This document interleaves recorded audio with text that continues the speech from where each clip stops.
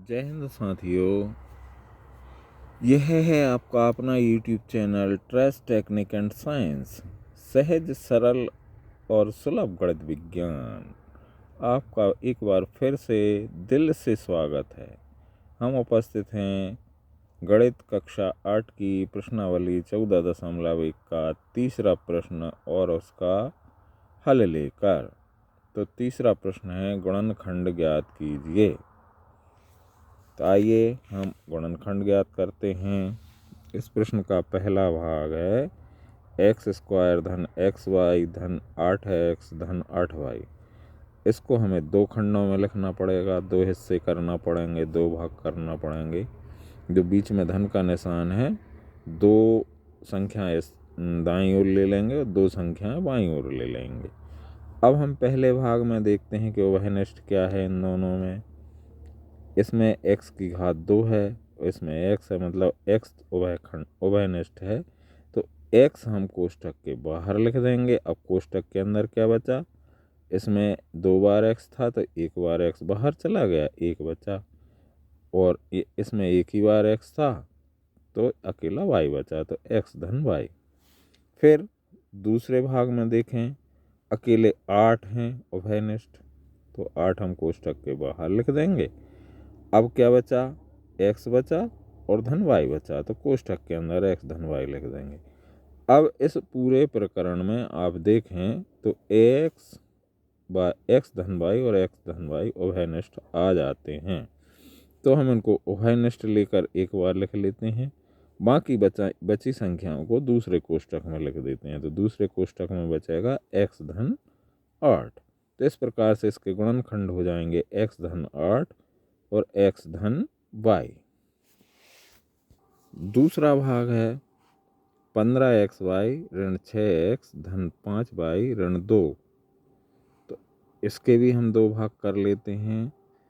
15xy और 6x को हमने ऐसे गुणनखंड करके लिख लिया, 3 गुणित 5xy ऋण 2 गुणित 3, 6 को लिख दिया हमने 2 गुणित 3 x।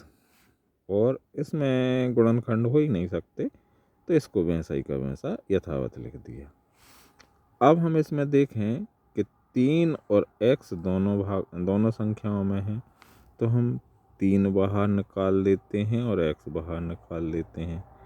अब हमारे कोष्ठक के अंदर क्या बचा, 5 बचा और x बचा यहाँ पर, और यहाँ पर क्या बचा, अकेला ऋण 2, क्योंकि 3 और x तो बाहर आ गए, है ना।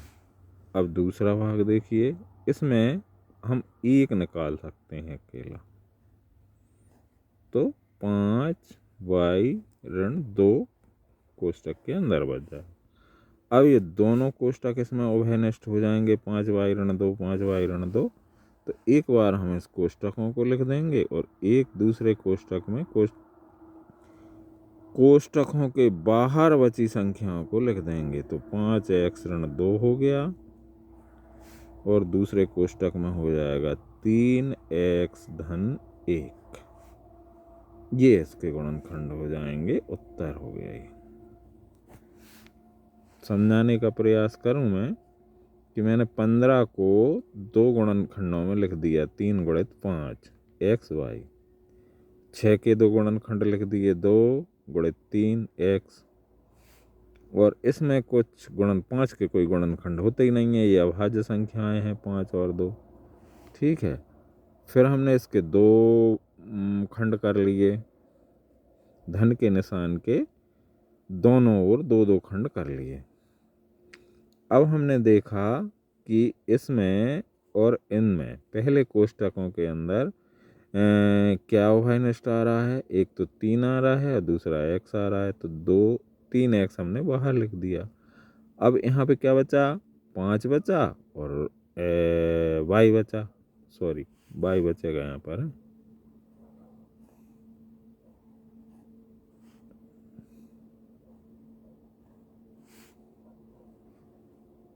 y बचा और क्या बचा, ऋण 2 बचा। इन दोनों में कोई संख्या उभयनिष्ठ नहीं है, तो हम एक बाहर लिख देते हैं। अब ये दोनों कोष्टक एक समान हो गए आपके, 5y ऋण 2 5y ऋण 2, माने ये उभयनिष्ठ हो गया। तो इस उभयनिष्ठ कोष्टक को हम एक बार लिखेंगे और उसके बाहर जो संख्याएं लिखी हैं उसको दूसरे कोष्टक में लिख देंगे। तो 3x धन 1 दूसरे कोष्टक में लिख दिया। इस प्रकार से इसके गुणनखंड होगा 5y ऋण 2 और 3x धन 1। चलिए तीसरा भाग देखते हैं। तीसरा भाग है ax धन bx ऋण ay ऋण by। तो यहाँ पर हम देखें दो हिस्से करें इसके, ठीक है। अब इनमें उभयनिष्ठ x है इन दोनों संख्या में, तो x हम कोष्टक के बाहर लिख देंगे। अंदर क्या बचा, a बचा धन b बचा। दूसरे कोष्टक में y है उभयनिष्ठ, तो ऋण y बाहर लिख देंगे, ऋण y, है ना। तो ये हो जाएगा आपका a धन b।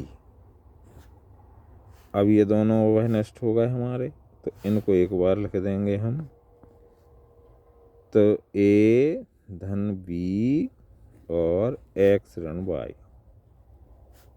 ये इसके गुणनखंड हो गए, a धन b x ऋण y। उत्तर। चौथा भाग है 15pq धन 15 धन 9q धन 25p। इसमें थोड़ा संशोधन करके हम लिख लेंगे, 15 संख्या का स्थान बदल लेंगे, तो हमारे पास ये जाएगा 15pq धन 9q धन 25p धन 5q। 5q है कि 3q है, 15 है, सॉरी।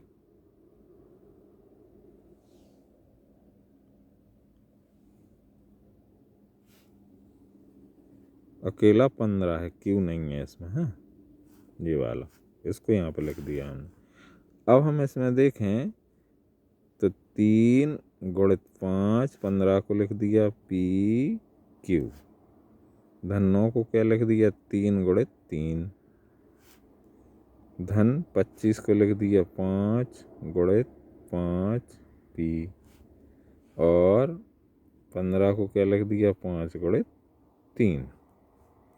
अब इसके हमने दो खंड कर लिए, गुणनखंड नहीं किए, खंड कर लिए, दो टुकड़े।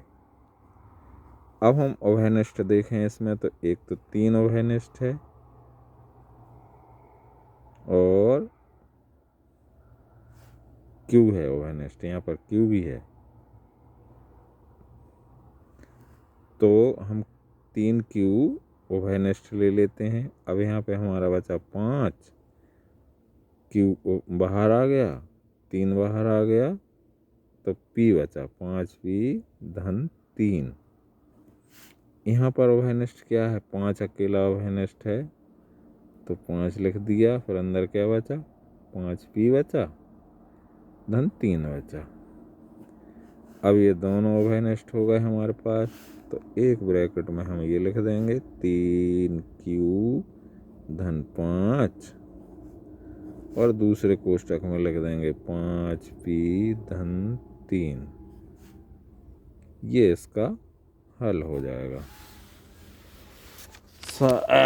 पांचवा भाग है इसका z ऋण 7 धन 7x ऋण 7xy ऋण xyz। तो इसको भी हमने थोड़ा संशोधन करके लिख दिया 7xy ऋण 7 z ऋण xyz। तो इनके भी हम दो खंड कर देते हैं इस प्रकार से। अब इसमें हमें 7 उभयनिष्ठ मिल जाता है, तो यहाँ पर बचता है xy ऋण 1, ठीक है। और इसमें से z उभयनिष्ठ ले लेते हैं हम, धन z, तो यहाँ पे बचता है 1 ऋण xy। अब ये दोनों एक समान हो गए हमारे, तो एक कोष्टक में लिख देंगे xy ऋण 1 और दूसरे कोष्टक में लिख देंगे 7 धन जेड या जेड धन 7। इस प्रकार से ये इसके 2 गुणनखंड हो जाएंगे।